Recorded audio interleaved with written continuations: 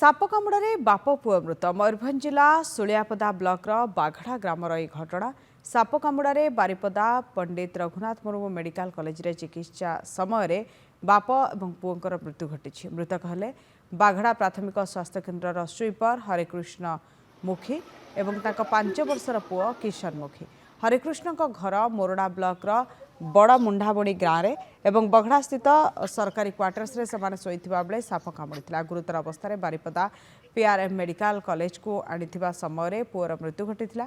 चिकित्साधीन अवस्था बापांकर भी मृत्यु घटिथिला।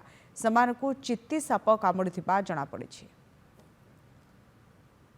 छुआ रास्तार से गाड़ी रे नहीं आसला बेलू छुआ छाटी पिटी है जीवन से चली जाइए मुझे जानी ता बापा हॉस्पिटल तक पहुंची थे बापा आनिकी छुआ को एडमिशन